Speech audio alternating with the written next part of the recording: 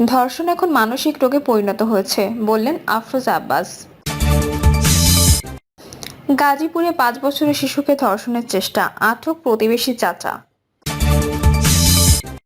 জানাবো নিষিদ্ধ হলে আওয়ামী লীগের নেতাকর্মীরা কোথায় যাবে,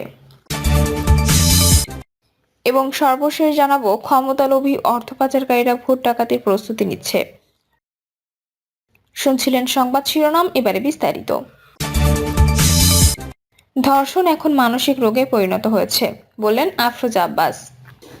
জাতীয়তাবাদী মহিলা দলের সভাপতি আফরোজা আব্বাস বলেছেন, মাগুরায় 8 বছরের শিশু ধর্ষণের ঘটনা সারা দেশকে নাড়া দিয়েছে। শুরু থেকেই আমাদের দলের ভারপ্রাপ্ত চেয়ারম্যান তারেক রহমান এই পরিবারের দায়িত্ব নিয়েছেন। আমরা শিশুটির ন্যায় বিচারের পক্ষে মাঠে নেমেছি। আফরোজা আব্বাস বলেন, খালেদা জিয়ার সময় একটি ধর্ষণের বিচারে মনিরকে ফাঁসি দেওয়া হয়েছিল। সেই ঘটনা যদি চলমান থাকতো তাহলে এমনটা হতো না। এখন ধর্ষণ একটা মানসিক রোগে পরিণত হয়েছে। আমরা চাই এই ঘটনা দৃষ্টান্তমূলক সাজা হোক, যাতে ভবিষ্যৎ এমন ঘটনা না ঘটে। আমরা শিশুটির পরিবারকে আর্থিক সহায়তার পাশাপাশি ভবিষ্যতে দীর্ঘমেয়াদী সহায়তা প্রদান করা হবে। আমাদের দল বিএনপি শিশুটির পরিবারের পাশে আছে। তিনি আরো বলেন, আমরা চাই দেশে নতুন আইন প্রণয়ন করা হোক, তাহলে নারী ও শিশুরা নিরাপত্তা বোধ করবে। আমার মনে হয় যদি আইন নাও থাকে তাহলে সংশোধন করে এটা করা উচিত। গাজীপুরে 5 বছরের শিশুকে ধর্ষণের চেষ্টা, আটক প্রতিবেশী চাচা। গাজীপুরের কাপাসিয়া উপজেলার পালপাড়া এলাকায় 5 বছরের এক শিশুকে ধর্ষণের চেষ্টায় অভিযোগ উঠেছে প্রতিবেশী এক চাচার বিরুদ্ধে। শিশুটির মায়ের অভিযোগের ভিত্তিতে পুলিশ অভিযুক্ত প্রতিবেশী চাচা রানু মিয়াকে আটক করেছে পুলিশ। শিশুটির পিতা জানান, অভিযুক্ত রানু মিয়া আমার প্রতিবেশী। সে পেশায় রাজমিস্ত্রি কাজ করে। ইতোপূর্বে সে অন্যান্য বাচ্চাদের সঙ্গে এমন ঘটনা ঘটিয়েছে। গত 27 ফেব্রুয়ারি সকালে আমার 5 বছরের শিশু বাড়ির পাশে খেলা করছিল। এ সময় প্রলোভন দেখিয়ে খেলার ছলে তাকে রান্নাঘরে নিয়ে অপকর্মের চেষ্টা করে। বিষয়টি আমরা জানার পর লজ্জা শরমের ভয়ে চুপ ছিলাম, কিন্তু ইতিমধ্যে বিষয়টি এলাকাবাসীর মধ্যে ছড়িয়ে গেলে রানু মিয়া সহ তার লোকজন বিষয়টি ধামাচাপা দেওয়ার চেষ্টা করে। ঘটনাটি যাতে কাউকে না জানানো হয় সেজন্য আমাদেরকে হুমকি দিতে থাকে। অব্যাহত হুমকির কারণে একটু দেরি হলেও আমরা থানায় আশ্রয় নিতে বাধ্য হয়েছি। কাপাসিয়া থানার ভারপ্রাপ্ত কর্মকর্তা মোহাম্মদ আব্দুল বারিক জানান, শিশুটির মা এবং বাবা এসে ধর্ষণের চেষ্টার ঘটনাটি বলার পর থানায় মামলা নেওয়া হয়। অভিযুক্ত রানু মিয়াকে আটক করা হয়েছে। নিষিদ্ধ হলে আওয়ামী লীগের নেতাকর্মীরা কোথায় যাবে? গণহত্যার জন্য কোনো প্রকারের অনুশোচনা বা দুঃখ প্রকাশ না করে বরং আন্দোলনকারীদের হুমকি ধমকি দেওয়া এবং দেশের অভ্যন্তরে বিশৃঙ্খলা উস্কে দেওয়ার অপকর্মে জড়িত থাকায় ফ্যাসিস্ট আওয়ামী লীগকে নিষিদ্ধের দাবি ক্রমেই জোরালো হয়ে উঠছে। বলা হচ্ছে, অভ্যুত্থানের মাধ্যমে উৎখাত হওয়া পৃথিবীর বিভিন্ন দেশের ফ্যাসিস্ট দলগুলোর যে পরিণতি হয়েছে, আওয়ামী লীগেরও সেটাই হতে হবে। জুলাইয়ে ছাত্র জনতার অভ্যুত্থান দমন করতে রাষ্ট্রীয় বিভিন্ন বাহিনী ও দলীয় ক্যাডারদের সরাসরি গুলি চালানোর নির্দেশ দেন শেখ হাসিনা। এতে 1400-র বেশি মানুষ নিহত হয় বলে জাতিসংঘের প্রতিবেদনে উঠে এসেছে।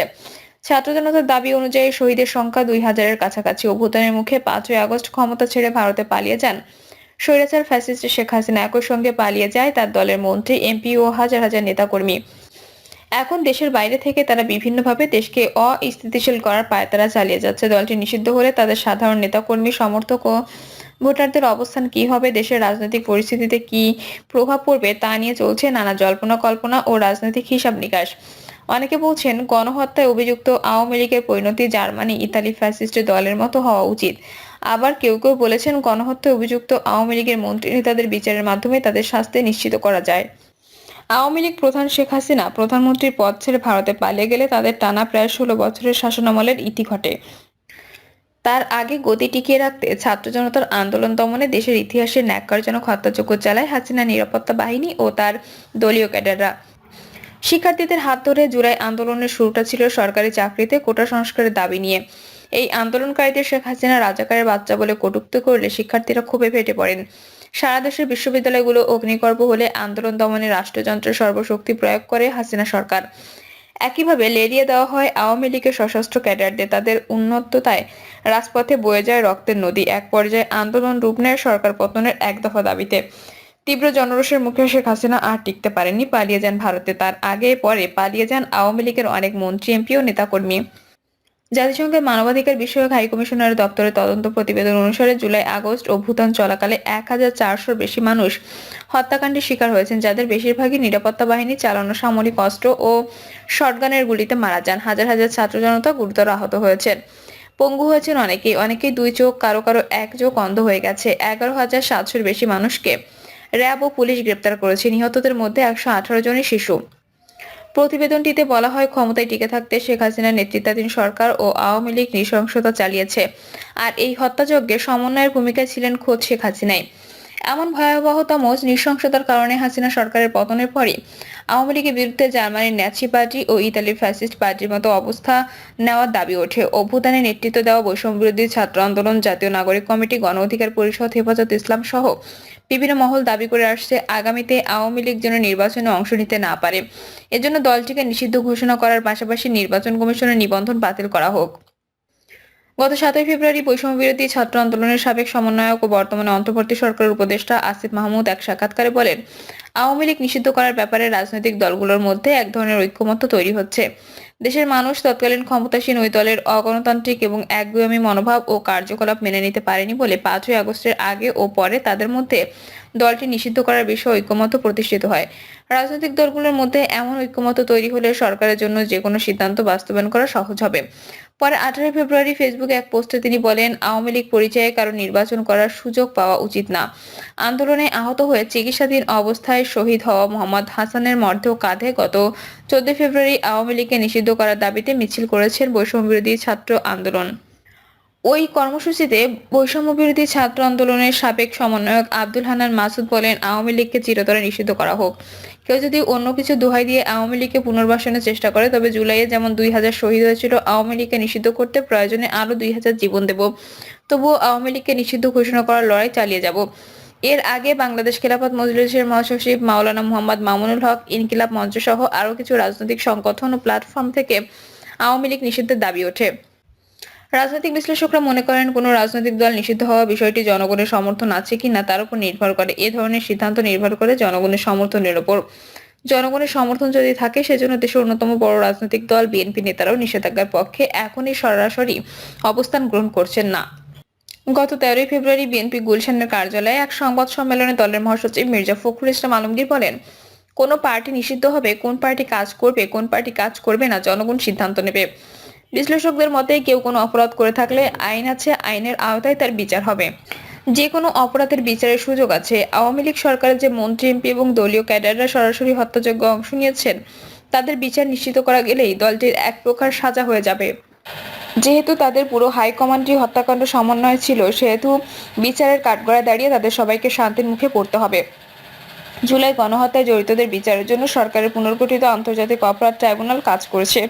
এরই মধ্যে শেখ হাসিনা সহ তার মন্ত্রী নেতাদের বেশ কিছু মামলায় আসামি করে বিচার প্রক্রিয়া শুরু হয়েছে। আওয়ামী লীগ নিষিদ্ধ হলে প্রতিক্রিয়া কি হবে?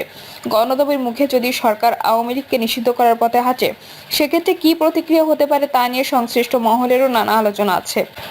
এমন সিদ্ধান্তে দলটির নেতাকর্মী, সমর্থক ও শুভাকাঙ্ক্ষীদের প্রতিক্রিয়া ও চাপের বিষয় রয়েছে। পাশাপাশি আন্তর্জাতিক মহলের হ্যাঁ না অবস্থানেরও বিষয় থাকবে। আওয়ামী লীগের সমমনা মহল মনে করে, দেশের রাজনীতিতে আওয়ামী লীগ একটি বড় দল। তাদের লাখ লাখ নেতাকর্মী, সমর্থক ও শুভাকাঙ্ক্ষী আছে। দলটির একটি নির্দিষ্ট ও বড়সড় ভোট ব্যাংক আছে। বিগত নির্বাচনগুলোতে দেখা গেছে, মোট ভোটের 30 থেকে 35% আওয়ামী লীগের রিজার্ভ ভোট। আলোচিত 111 সরকারের অধীনে অনুষ্ঠিত 2008 সালের নির্বাচনে আওয়ামী লীগের ভোটের হার ছিল শতকরা 48%। তার আগে 2001 সালের নির্বাচনে আওয়ামী লীগ 40.21% ভোট পায়। শেখ হাসিনা ও তার বলয়ের হাইকমান্ড একগুঁয়ে সিদ্ধান্ত নিয়ে ন্যাক্কারজনক হত্যাকাণ্ড চালালেও আওয়ামী লীগের তৃণমূলের বড় একটি অংশের এতে সায় ছিল না। এমনকি খোদ আওয়ামী লীগ পরিবারেরও অনেকে জুলাই অভ্যুত্থানে স্বৈরাচার হাসিনার পদত্যাগ চেয়ে রাস্তায় নামেন।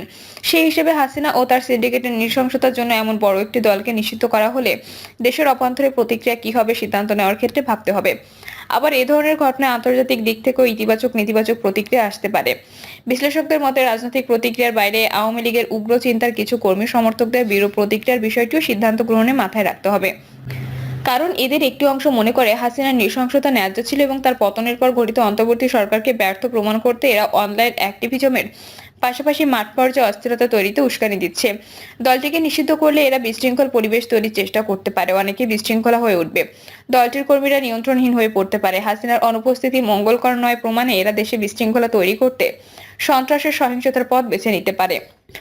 এতে দেশের আইন শৃঙ্খলা পরিস্থিতি মারাত্মক অবনতি সহ সার্বিকভাবে আরও রাজনৈতিক সংকট দেখা দিতে পারে। তাছাড়া নির্বাচনের সময় ভোটারদের যে অংশটি আওয়ামী লীগের ভোট ব্যাংক হিসেবে পরিচিত, তাদের অধিকাংশ নির্বাচন প্রক্রিয়া ভোট দেওয়া থেকে বিরত থাকতে পারে, যা অংশগ্রহণমূলক বা অন্তর্ভুক্তিমূলক নির্বাচনকে প্রশ্নের মুখে ফেলতে পারে।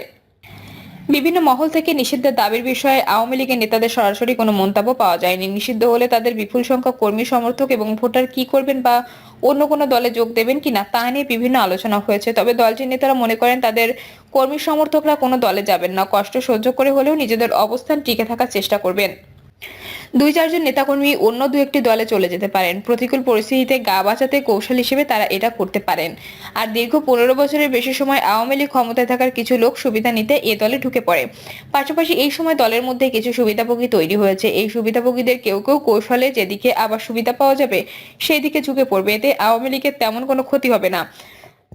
আওয়ামী লীগের নেতাকর্মীরা দলের আদর্শ থেকে বিচ্যুত হবে না। দলটির ওই নেতারা আরো মনে করেন বিদ্যমান পরিবেশ পরিস্থিতির কারণে আওয়ামী লীগকে নিষিদ্ধ করা হলেও তা দীর্ঘস্থায়ী হবে না।